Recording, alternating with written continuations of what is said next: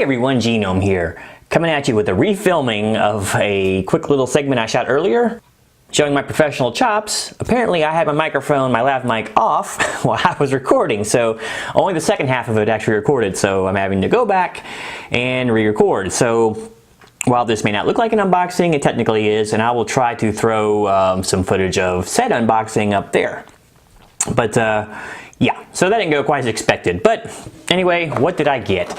Well, with the seasons changing and, you know, the weather getting nice and cool out, I decided to go and order probably my favorite tea in the world, because tea just goes wonderful with this time of year, and well, hell, it goes wonderful all the time, but especially when the weather turns cool, because I like to drink it hot as well as cold. So when we go into hot teas, probably my absolute favorite of all time is none other than Darjeeling. Well, I went and bought a whole bunch of it. I should turn that light off up there for flack. But this is Twinings Darjeeling tea. 50 pack, all right, it'll last a while. I'm actually having my second cup. You'll see the first cup here in the description afterwards of the actual product. But yep, it's a taste coming all the way from the foot of the Himalayas. Darjeeling is actually named after the district in western Bengal of India that it is grown at. It grows in a real specific area, and it's basically at the foothills, the lower slopes of the Himalayas at fairly high elevation and, you know, pretty good grade. So yeah, it's definitely grown in an interesting place. So that's where it gets its name, for those of you all wondering. A lot of teas that we drink do come out of India. Some people be surprised, you know, everyone thinks it's just China. Originally it was just China for the most part, but we'll get into that maybe a little bit later. Differing kind of from other teas out there, at least the ones that are grown in India, Darjeeling is actually grown using the smaller leaf variety of tea plant. That's the Camellia sinensis. It's a black tea, and it's, like I said, it's known for being grown in fairly high elevations at the foothills of the Himalayas. So yeah, pretty high for a tea, right? There's actually between 3 and 5 different harvests of Darjeeling tea, depending on the grower. Harvests are also known as flushes in the tea biz. So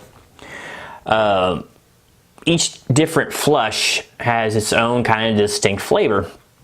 This tea that I bought here from Twinings is actually a blend of the first and second thrush, so basically the first and second harvest of the tea for that year.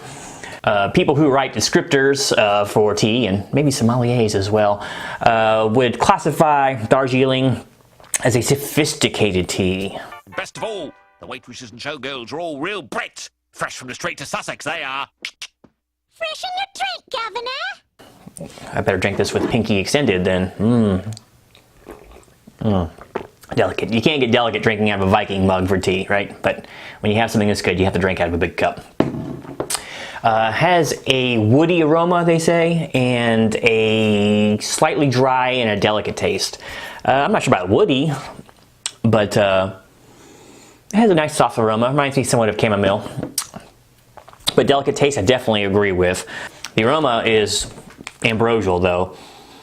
Like when you open the box, so too bad they don't make like a scent infuser with this flavor in it, or this scent in it, then I'd be sure to be having it. But yep, so I got my box of my probably favorite tea in the world. I like other teas as well. Earl Grey is good. How'd you like your tea? Tea? Earl Grey, hot. Of course it's hot. What do you want in it? Nothing. English breakfast is not too bad either. A few others like that. Even plain old orange pekoe is pretty good. I like the darker teas. And as I said before, Darjeeling is classified as a black tea. So it will be a slightly bitter tea, but it's really not that bitter. There's actually a chart on here. Maybe you'll see it in this other stuff I'm showing. But basically, it gives a strength rating between 1 and 4, and this is just a 2. So I'll see if I can get a close-up of it. It might not show in the other one. There it goes, and there's a better picture of the box.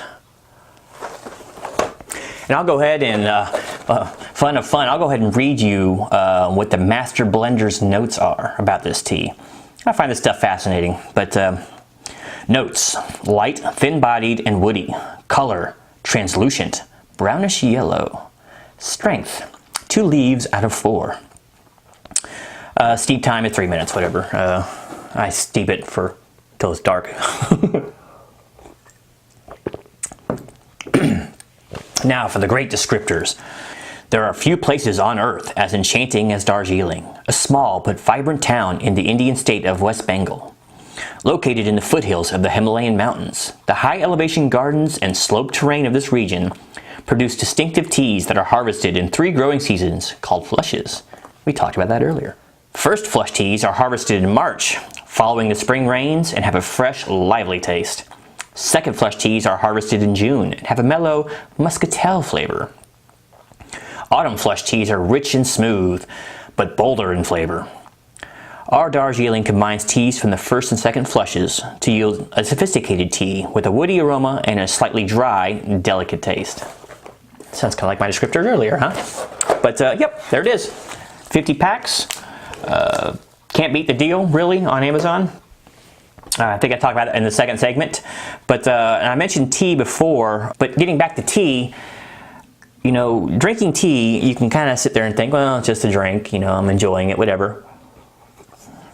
And not think much more of it, you know, it could be a soda or whatever else. But tea is really interesting. If you think about tea and how it affected world events, it really was an incredibly important product. You kind of introduced the Middle Kingdom, as it were, basically China, to, you know, Europe and Russia. You know, it was nestled in between. We knew almost nothing about it.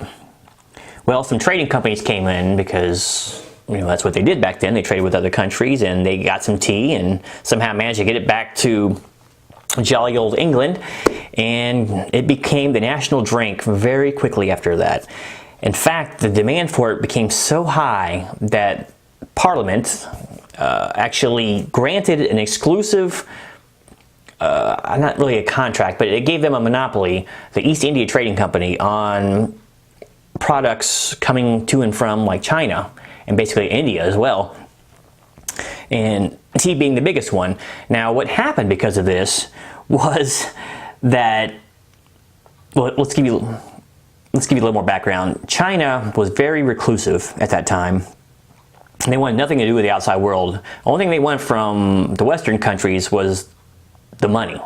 So they would take nothing in trade for tea except for silver bullion, right? So, okay, that works fine for a while. But after a certain amount of time, you have an imbalance. See, tea cost almost nothing for them to grow, and they grew it in huge quantities.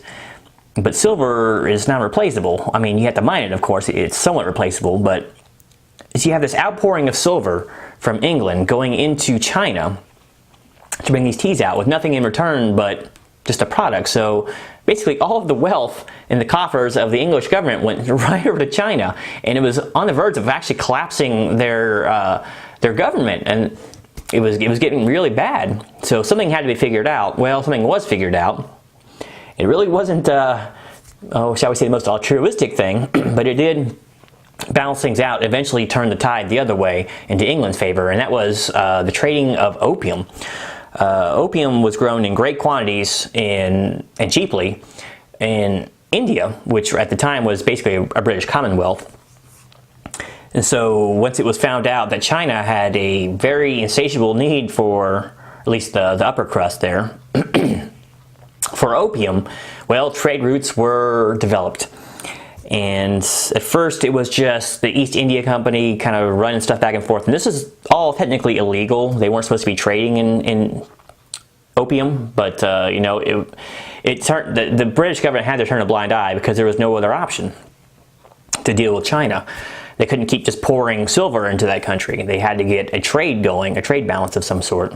So eventually there's some smaller competitors kind of rose up a little bit and started taking some of the business of the East India Company. And actually, if you really want to look up what's interesting about teas, look up the Jardine Matheson Company, or corporation. Actually, it was a conglomerate, but basically it was a couple of Scotsmen got started, and some other Britons too, trading opium for teas and selling it back on market and using clippers, fast clipper ships. Fascinating story.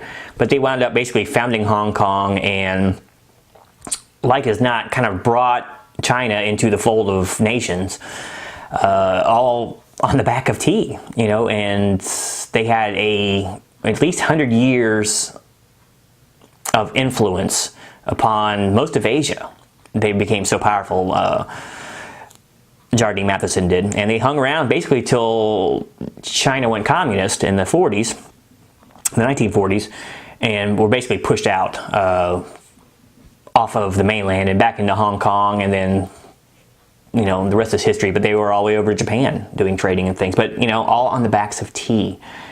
Tea was just an incredibly important cash crop, if you will, and so you can really take appreciation to getting this cup of tea so easily in a supermarket, when for a little while it was taxed so heavily that it would cost literally for a pound of tea what a average, like a factory worker or, you know, a blacksmith, whatever at the time, that kind of manual labor would earn an entire week. It was like 5 shillings and then like 2 shillings a tax. It was crazily expensive. But, you know, like as not, corruption found a way, and some tea seeds were smuggled out of China into India, where it was, this, you know, the climate's pretty similar, and it was grown there, and then that, well, they say is that, and that kind of broke the monopoly of the Kohong, that's the Chinese merchants, and China itself had over tea of the world, and, you know, from there business sprang forth. But anyway, actually, you know, you could almost say that tea ended the 2,000 years of emperors that they had in China, because after that they were never the same. But anyway, that's getting a little too deep for this. But anyway, check out the next portion of this, and it shows the tea and all of its tea-like glory, I guess you could call it. Anyway, cheers! See you in a second. You know what though? I did forget to mention that Darjeeling is such an amazing tea that a legendary captain almost made it famous at one point. You say this is Earl Grey? I'd swear that it was Darjeeling. Alright, finished my very complicated brewing process, and I'm just about to enjoy, but I wanted to give you a look at the body of this tea. While it's on the lighter side of a black tea, it's still a black tea. Well, alright, this should be brewed to perfection now. It's time to imbibe. It's been like a year since I've had any. Let's see if the taste still holds up. First, let's get a whiff of the aroma. Sublime. Anticipation is the key with any kind of tasting thing, and actually most things in life, to be honest with you.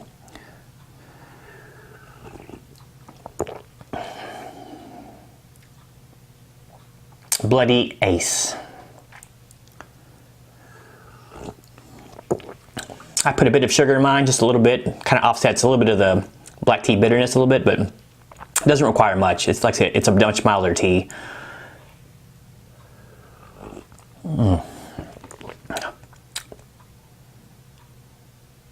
Delicate is a funny descriptor, but it really does seem to aptly describe the taste of this tea.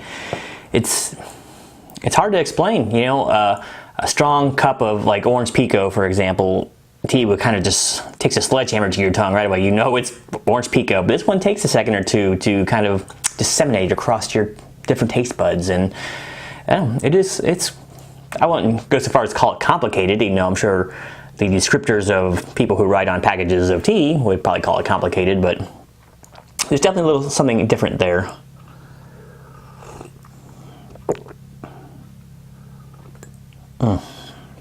Whatever they're doing in the Himalayas, they're doing it right.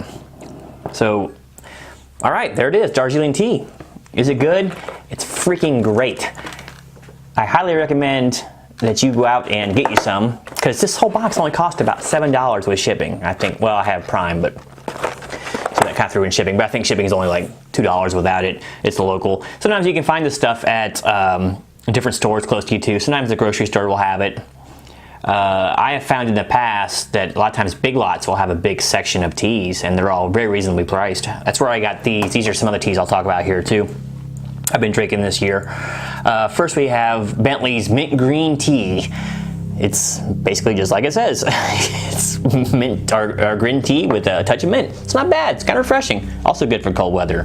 And this one's a little more universal. This is Bentley's Black Chai Tea. And It's just a good, hearty black tea. I like it a lot. It's good. So there you have it. I just made 10 or 15 minutes of video on drinking a cup of tea. Sometimes I wonder about myself. Anyway, thanks for watching. Don't forget to like and subscribe. I'll have plenty more content coming at you shortly. Until next time, sit there and enjoy that tea because the weather is getting cold. And have just a taste of civilization cross your lips from time to time. Until next time, this is Genome